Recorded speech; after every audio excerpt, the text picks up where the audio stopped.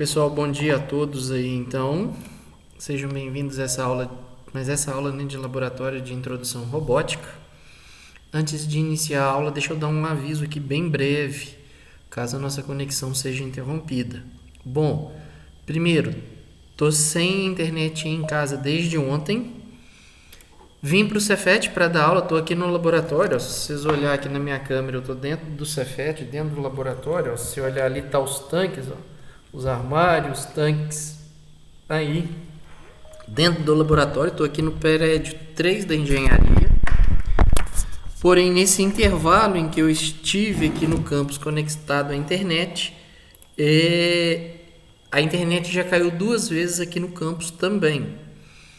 Então, se porventura a internet cair e eu não conseguir voltar, eu reagendo essa aula aqui para repetir ela, porque eu tô sem internet em casa, vim para o campus, mas a internet aqui também está caindo. Vamos torcer para que a internet firme o pelo aqui e eu possa dar aula. Se a internet cair, dá uns minutinhos aí, não saiam da turma, não da aula, para que ver se ela vai e volta, porque ela foi e voltou rápido. Então, permaneçam na sala que eu tento voltar. Se eu não conseguir voltar, demorar demais, eu remarco a aula aqui, porque não está tendo como realmente fazer. Onde eu podia conseguir internet, que era aqui no Cefet, a internet também está oscilando e falhando demais, tá bom? Então, deixa eu abrir aqui os slides de hoje. Só um minuto. Beleza. Pessoal, então hoje, semana passada eu fiquei só por conta de dúvida do trabalho que vocês entregaram ontem. Vi ali, fiz uma análise sobre os trabalhos que vocês entregaram. Vocês recebi 25 trabalhos. Lógico que vai ser um número menor que o número de alunos matriculados, porque o trabalho foi feito em dupla, né? Bom, vi que algumas pessoas ainda, com todo esse prazo que teve, conseguiu entregar o trabalho com atraso. Tive algumas pessoas aí que entregaram o trabalho com atraso, coisa que eu não esperava. Nós estamos dando início aqui hoje, no terceiro bimestre. Vou estar fazendo a correção dessa atividade aí nesse resto de semana para poder atualizar o SIGA, as notas no SIGA. E vamos dar continuidade ao que nós estávamos vendo lá no final do segundo bimestre, em que nós estávamos trabalhando com atuadores, no caso mais específico, em relação ao motor de corrente contínua. Nós fizemos já 2 aulas sobre motor de corrente contínua. Na primeira aula, nós vimos sobre o controle de direção desse motor. Então, como eu faço esse controle via software, o hardware que eu preciso usar, no caso aqui, a ponte H, que é o circuito integrado que a gente tem. No caso do Arduino, a placa mais comum que a gente teve, que se tem disponível no mercado para se fazer esse controle, é o L298. E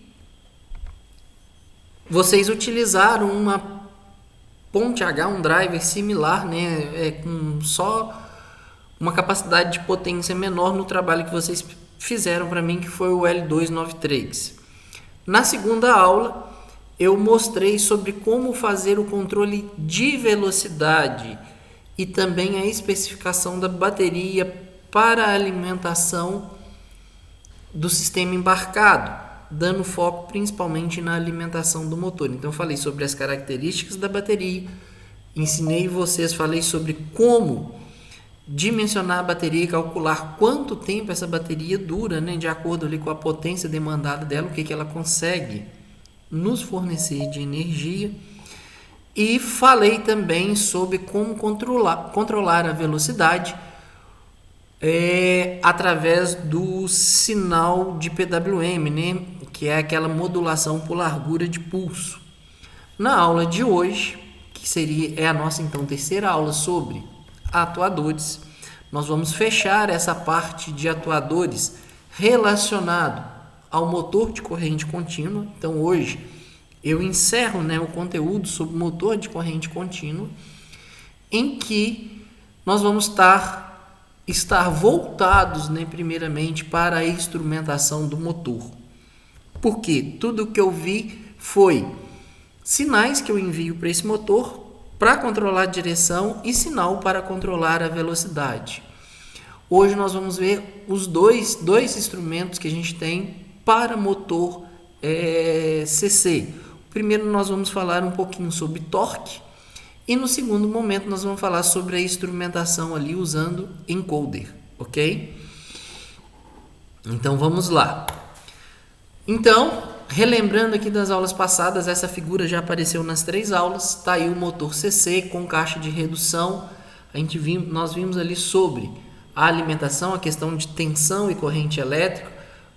Vimos sobre velocidade, né, a questão da rotação, caixa de redução. Falamos sobre isso lá no PWM. A caixa de redução ela é um parâmetro mecânico que afeta a velocidade de rotação do robô ali, do motor, consequentemente a velocidade de deslocamento linear, né, desse robô, e afeta também o sensor, no nosso caso aqui o encoder, que é o que a gente vai estar vendo hoje. E a questão aí também de sensoramento, né, para ver a força que esse motor consegue exercer, a questão do torque, que também tem uma relação com a caixa de redução do ponto de vista mecânico. E em relação ao sensoriamento, a gente tem que estar atento aí à questão da corrente elétrica, porque é a corrente elétrica que produz para mim, que gera para mim esse torque do motor, então que gera essa força. A instrumentação do motor, basicamente a gente tem que olhar 3 parâmetros, tá? Basicamente a gente tem que olhar 3 parâmetros. Eu posso medir a tensão ali na entrada do motor, ver qual é a tensão média, né? Quando eu uso a modulação por pulso, que eu uso o sinal PWM, então acaba que eu tenho um valor de tensão média sobre o terminal de alimentação do motor. Então eu posso fazer esse sensoriamento. Além disso, preciso, se eu quiser realmente controlar qual a força que esse motor está fazendo, né? Quando eu falo força, estou me referindo ao torque que esse motor pode exercer. Eu preciso olhar também para a corrente elétrica que está circulando nesse motor elétrico, no motor CC. E para saber termos de posicionamento e termos de velocidade, o sensor que nós temos para o motor de corrente contínua é o encoder, ok? Então nós vamos estar passando aqui hoje pela modelagem de torque e pelo princípio de funcionamento do encoder. Começando aqui então, vamos ver qual é o circuito, né, o diagrama esquemático aqui do motor elétrico.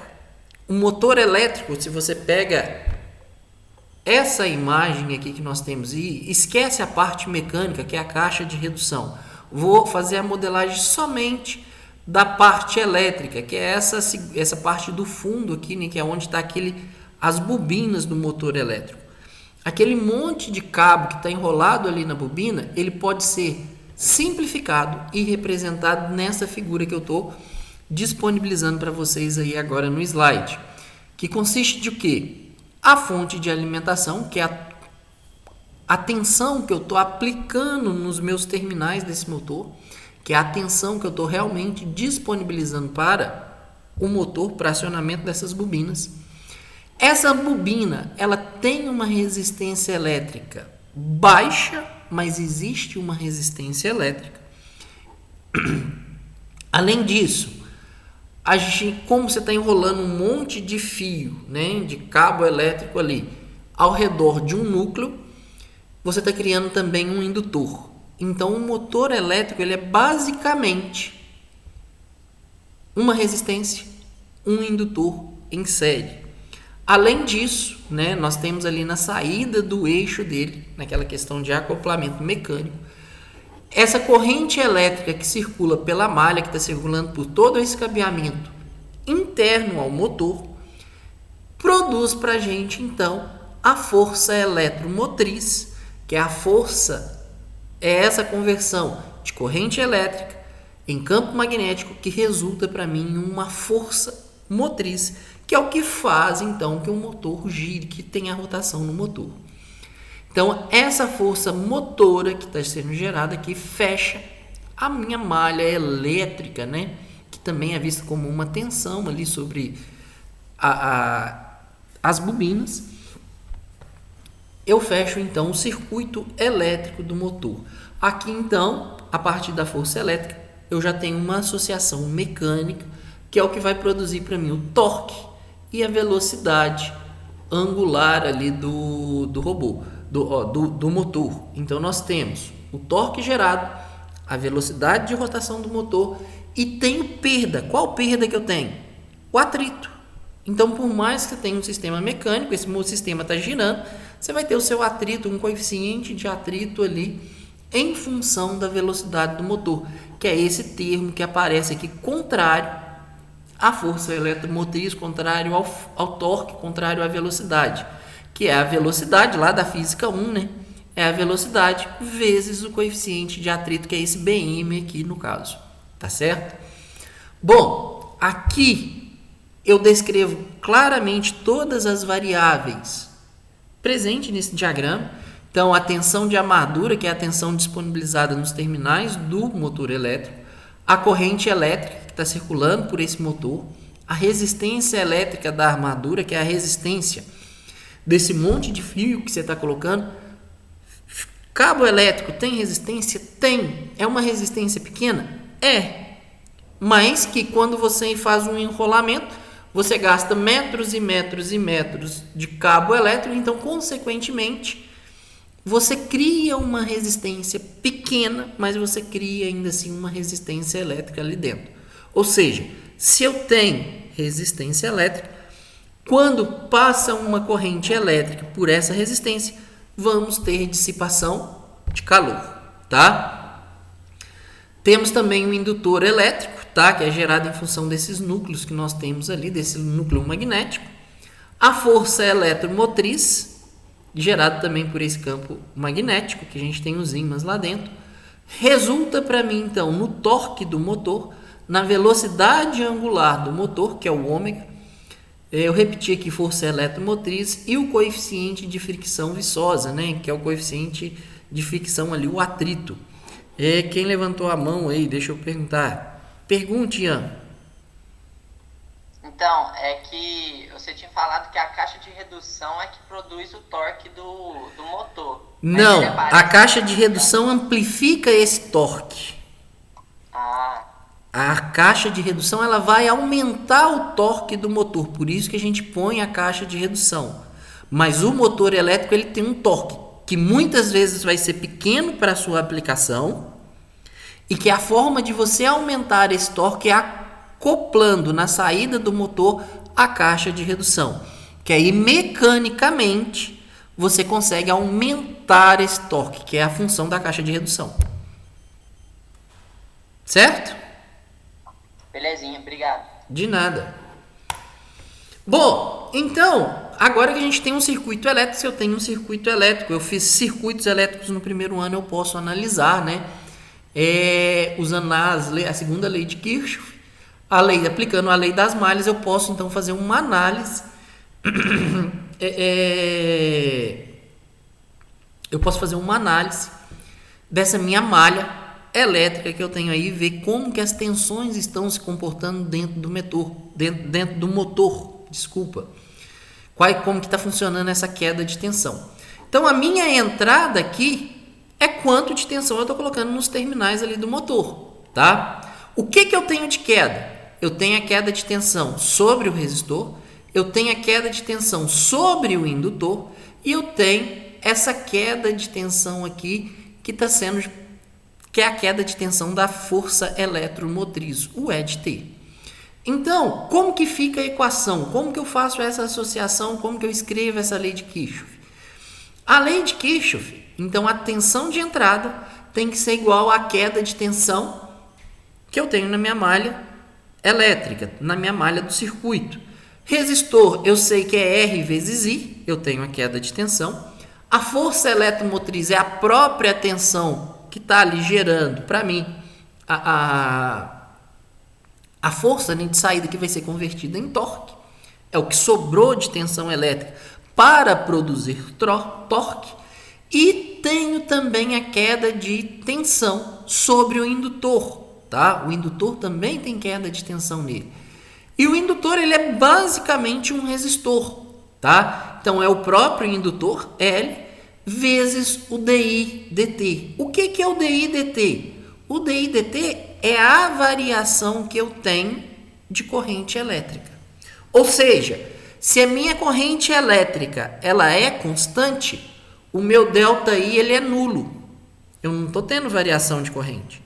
Então, se eu não tenho variação de corrente, eu não tenho queda de tensão vindo do indutor. Agora, se a minha corrente está no transitório, ela está mudando, ela está saindo de 1 e indo para 1,5 ampere, nesse momento de transição, que ela sai de 1 e vai para 1,5 ampere, eu tenho uma variação de corrente elétrica. Consequentemente, nesse pequeno período de tempo, eu tenho também uma queda de tensão no indutor, tá? A força eletromotriz, que é o EDT, ele pode ser descrito pela relação. Um K, que é uma constante de força eletromotriz, que é uma constante mecânica, que depende da construção do motor. Então, o fabricante te conta qual é o valor desse KB, tá? Vezes a velocidade angular do eixo de rotação do próprio motor. Então, a força eletromotriz ela faz a conexão elétrica mecânica. Então, nesse momento, a gente tem a primeira conexão do circuito elétrico com o circuito, com os elementos mecânicos do motor. Então, eu expresso esse valor meu de tensão, né, de força eletromotriz, que é essa tensão aqui, EDT, em termos de parâmetros físicos, parâmetros mecânicos do robô. Que agora eu estou olhando a velocidade de rotação do eixo do motor, mais uma constante que o fabricante nos dá. Essa é a relação física entre a força eletromotriz e o motor em si, aquela peça mecânica que está nas nossas mãos. Lembrando que esse KB, o fabricante nos dá isso na especificação do motor. Esse valor aqui, ele é o, como diz o fabricante, que nos determina quanto que ele vale, ok?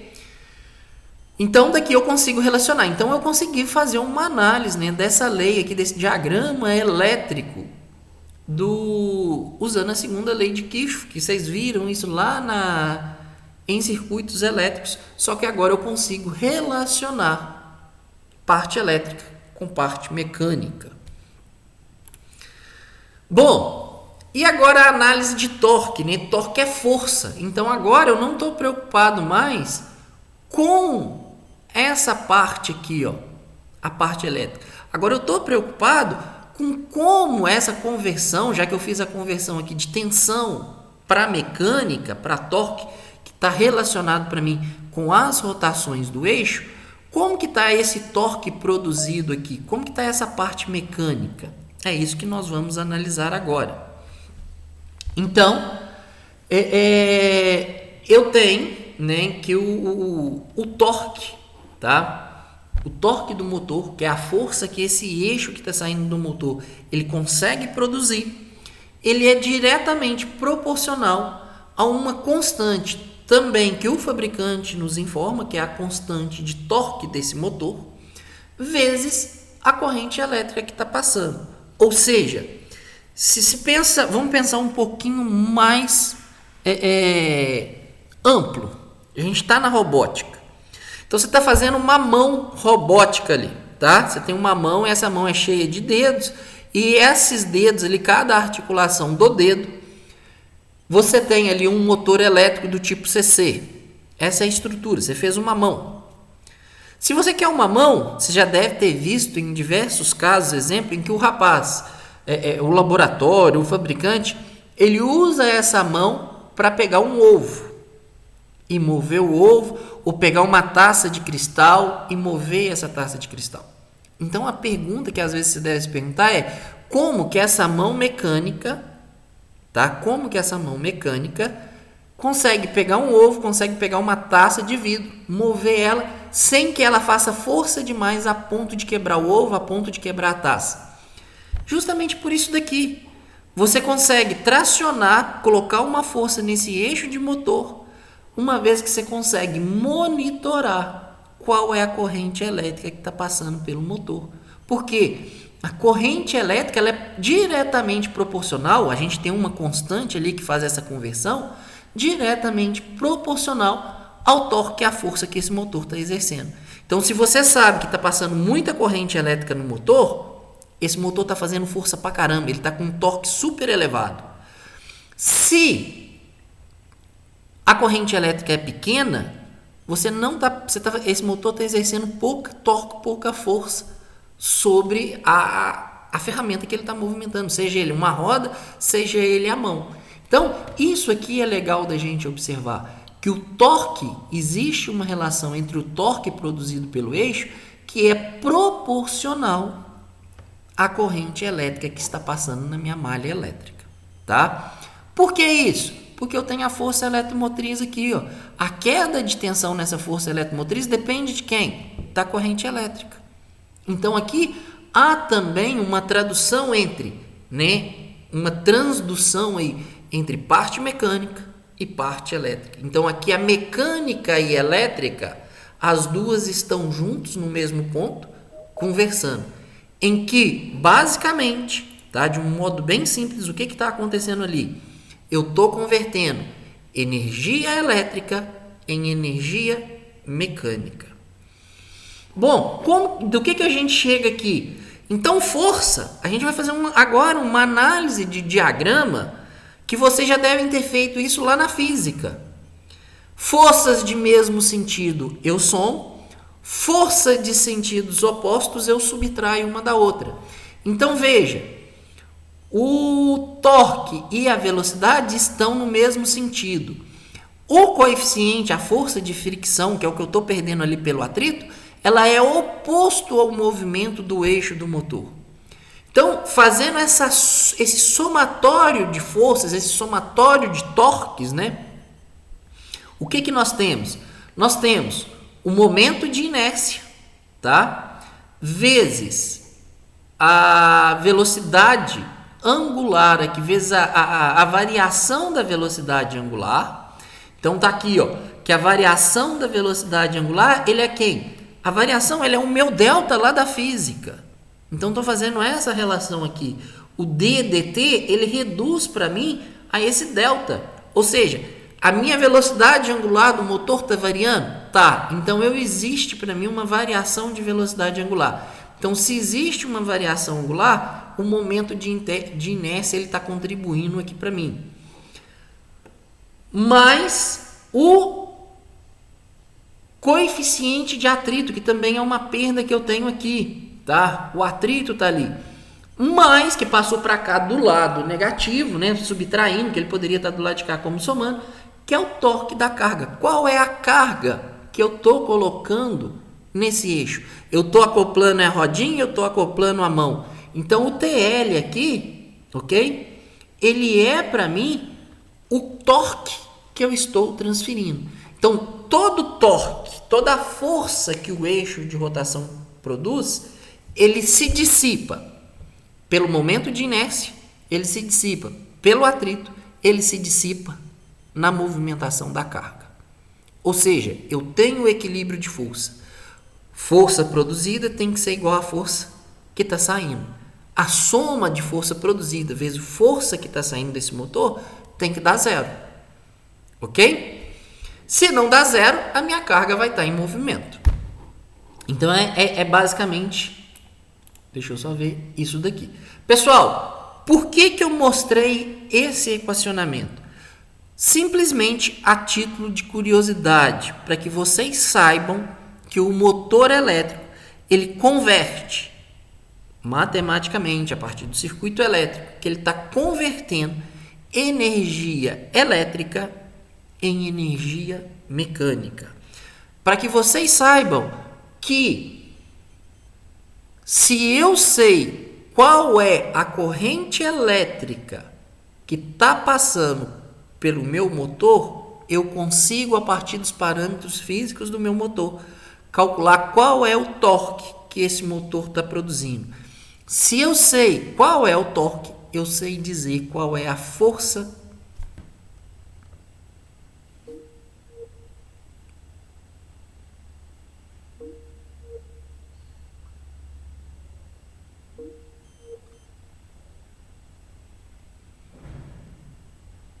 Pessoal, voltei, estão me ouvindo aí? Deu certo?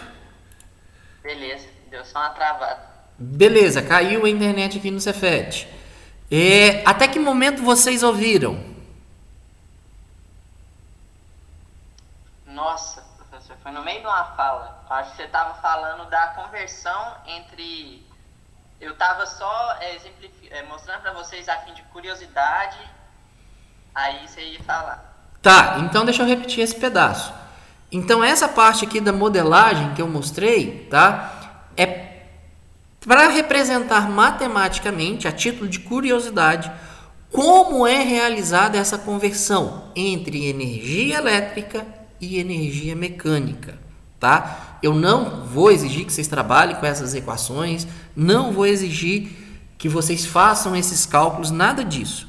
Eu mostrei para que vocês saibam que há um caminho matemático, que esse caminho matemático mostra que energia elétrica é convertida em energia mecânica por um motor elétrico. E que se um dia eu precisar controlar essa força, eu preciso medir quem? A corrente elétrica que está passando, que está circulando por esse motor elétrico.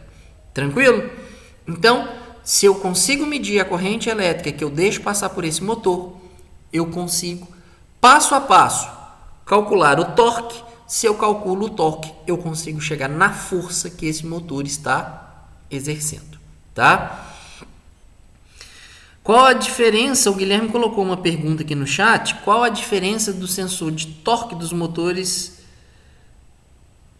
para o sensor de torque das juntas? Não há diferença nenhuma. Se é um sensor de torque, ele é um sensor de torque.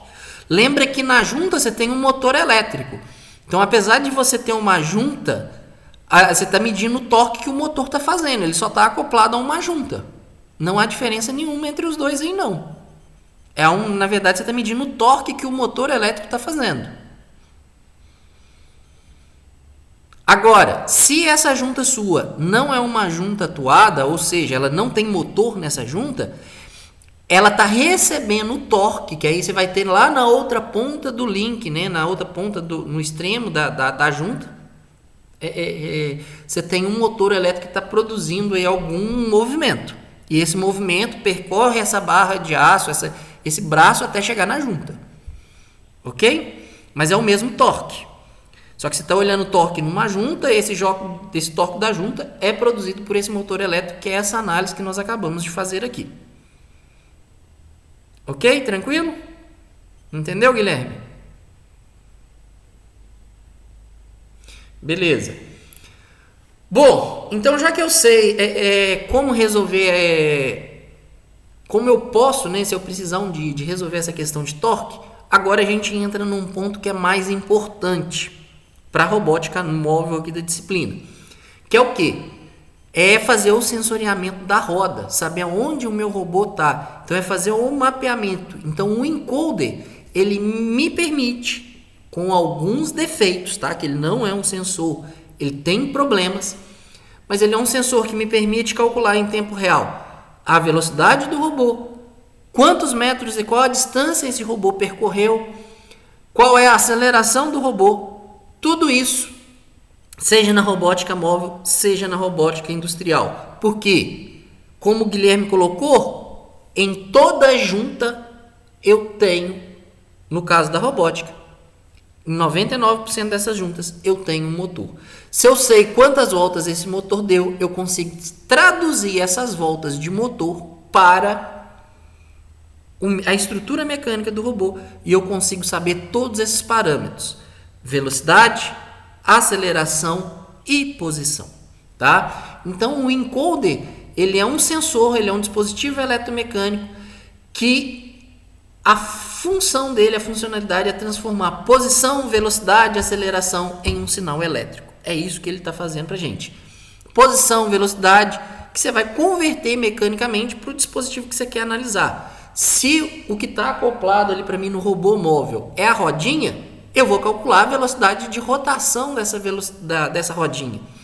Consequentemente, sabendo o parâmetro físico dessa rodinha, qual que é o diâmetro dessa rodinha, eu consigo converter a velocidade angular em velocidade linear. Vocês viram isso lá em física. Não, o sensor ultrassônico não é um encoder, não. O sensor ultrassônico ele mede a distância linear diretamente. Tá? O sensor ultrassônico ele mede a distância linear entre objetos. Certo, Otávio? Qual que é o princípio de funcionamento de um encoder? Tá? O encoder, quando você tem um motor e esse motor ele é acoplado de um encoder, o que a gente tem? Nós temos, deixa eu ver aqui. Bom, quando nós temos no laboratório aqui, eu tinha um braço robótico aqui, ó, jogado ele de todo lado. Deixa eu ver se eu consigo jogar. Ó, tô dentro do laboratório. Aqui eu tenho um motor elétrico com um encoder. Essa plaquinha preta que vocês estão vendo aí, acho que vocês vão conseguir ver no vídeo, é esse pontinho preto. Isso aqui é um encoder, tá? Isso aqui é um encoder. O que o encoder faz?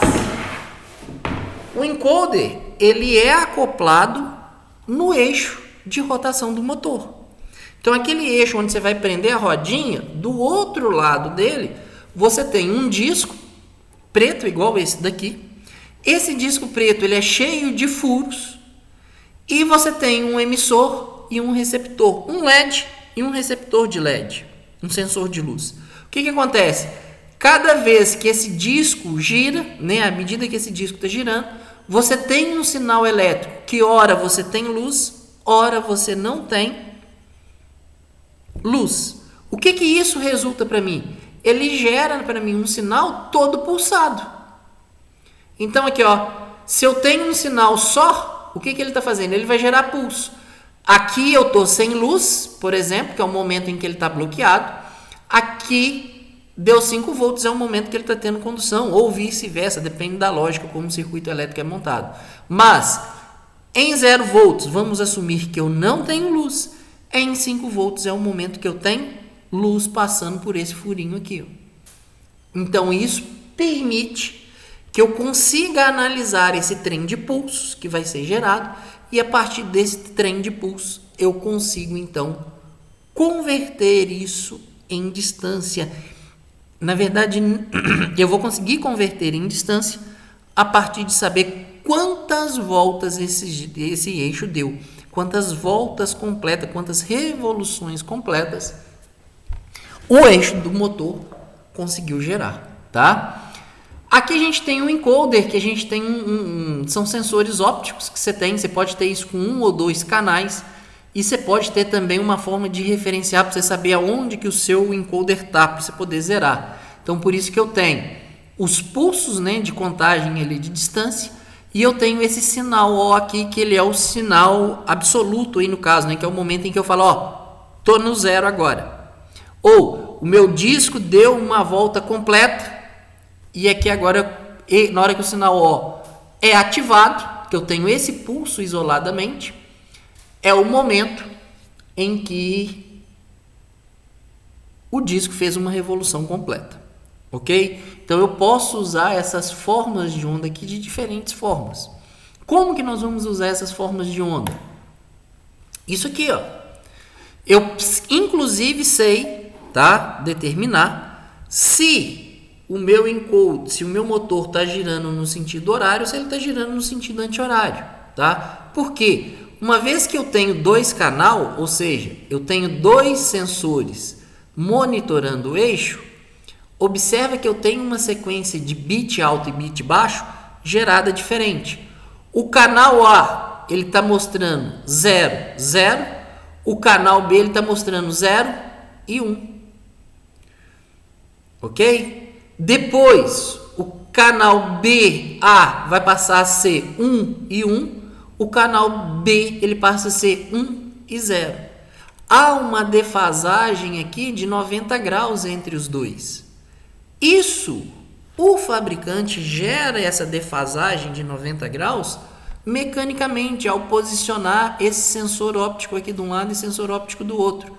Então veja, o sinal B tá passando luz. Quando está passando luz, o sinal é positivo, está em 5 volts, ele está mandando um digital para mim. O sinal B, o sinal A, que é o sensor óptico verde, ele não está passando luz, ele está bloqueado. Se está bloqueado, ele está jogando o que para mim? 0. E justamente essa ordem, essa sequência, tá? De começar daqui para lá ou de lá para cá, isso permite que eu crie uma lógica para saber se meu motor está girando em sentido horário ou se ele está girando em sentido anti-horário. Veja que quando eu estou no sentido horário, o canal A já aparece para mim 1 e 1 e esse cara aqui aparece para mim, aliás, o canal A fica em 0, 0 e o canal B fica em 0 e 1. Se eu vou para o sentido horário, o canal A permanece em 0, 0, mas o canal B ele começa em 1, 0. Eu já inverti a lógica do meu canal B. Tá? Então, observando essas características aqui de sinal, que aqui agora eu construo uma tabela verdade, eu sei dizer se o meu motor gira em sentido horário ou se o meu motor gira em sentido anti-horário. Alguém abriu o microfone aí? Alguém quer fazer pergunta? Deu um ruído aqui para mim?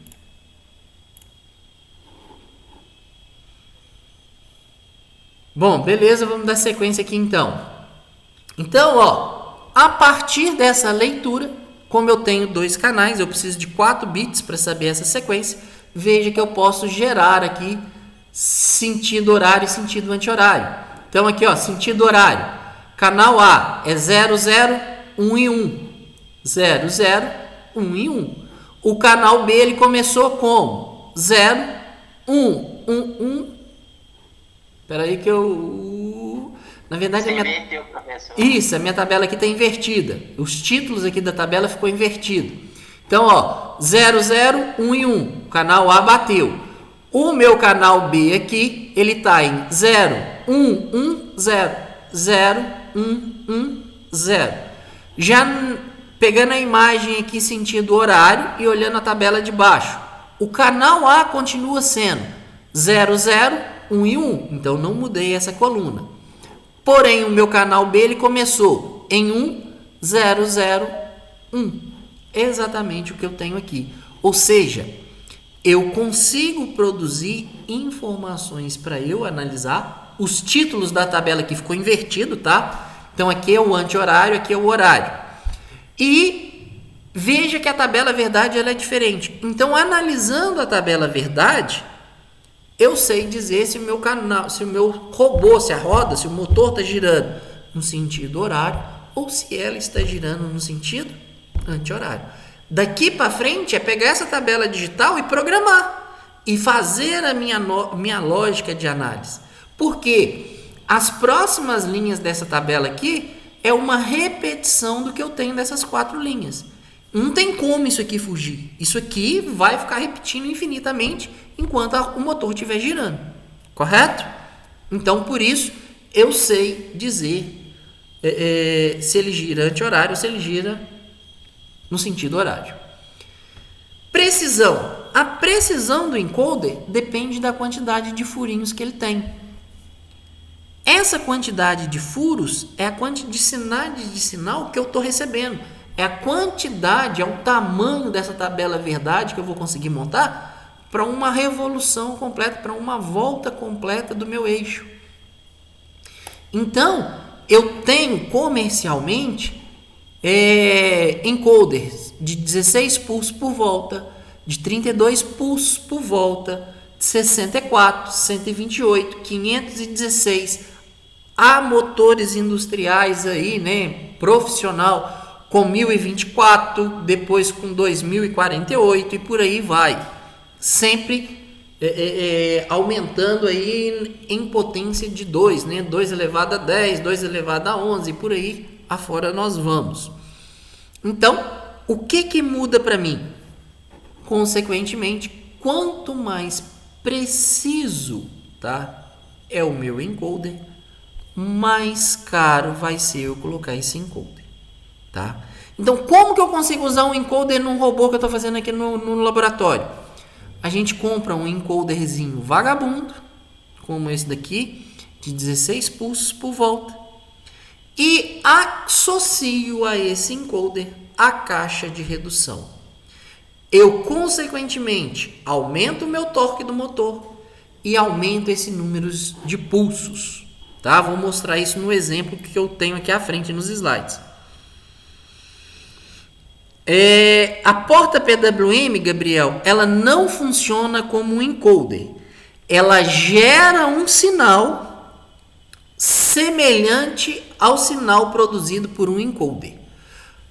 Visualmente, os sinais são parecidos, são ondas quadradas ali, tá? Mas uma coisa não tem a ver com a outra, a não ser essa característica visual aí entre as formas de onda, as ondas quadradas, ok?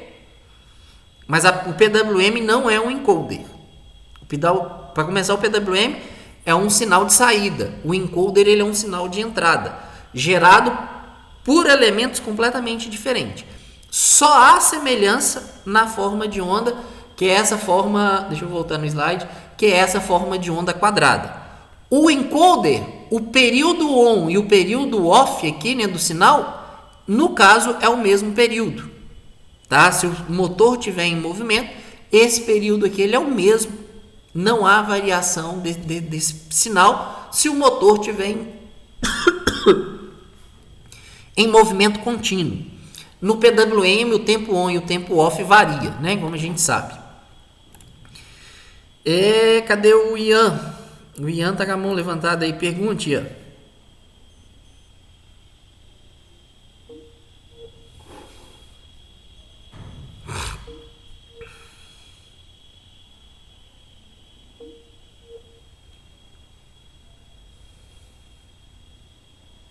Pessoal, voltei. Quem foi o último que ia perguntar? Foi o Gabriel. Gabriel, entendeu? Ian, pergunta aí. Manda sua pergunta. Queria perguntar se o LED e o sensor não afetam essa precisão. Não, porque isso está tudo encapsulado dentro daquela caixa, junto desse disquinho preto que ele vem com uma capa. Isso tudo acontece lá dentro. Então você tem elementos dimensionados para caber dentro desse circuito, dentro desse encapsulamento. Isso não é algo externo, exposto, né? Ah, entendi. Então a qualidade deles não importa muito.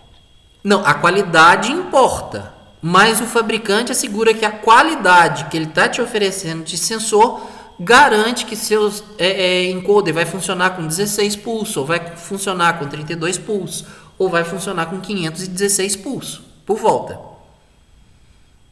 Por isso que à medida que você vai aumentando o número de pulsos, cada furinho daquele vai ficando menor e mais próximo um do outro, isso vai encarecendo o processo de fabricação. Por isso o custo, né, para você construir um encoder de 516 pulsos é muito maior do que você construir um encoder ali de 16 pulsos. Certo? Certo. É a diferença de, tipo assim, centenas de reais?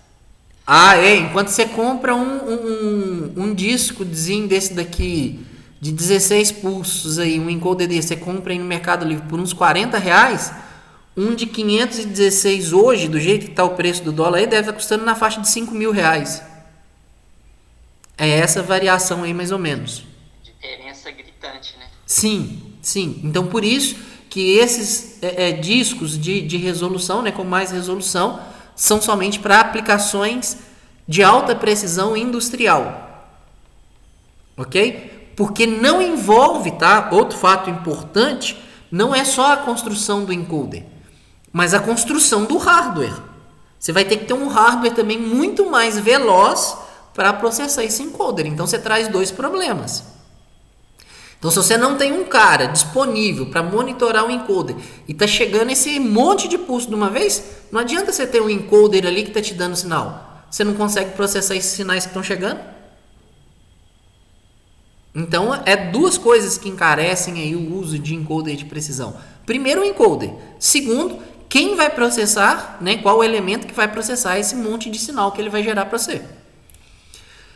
Pessoal, para a gente fechar a aula aqui, essa aula começou, foi 15 para as 11, 15 para as 10? Ou foi 5 para as 10? Eu estou perdido aqui, me orientem aí, por favor. Começou 9h45. 9h45? Então tá fechando aqui os 50 minutos de aula, eu não vou extrapolar esses minutos. Na próxima aula eu volto só no exemplo, porque agora é só a resolução desse exemplo aqui e a gente finaliza a aula. Então, para fazer a discussão com calma desse exemplo, eu retomo a próxima aula no exemplo, ok? Que aí eu vou explicar o funcionamento numérico, o efeito que essas resoluções têm no robô na prática. Aí eu retomo aqui do exemplo para a gente não extrapolar nosso horário de aula. Tranquilo? Pessoal, alguma dúvida aqui só para a gente poder encerrar essa aula de hoje?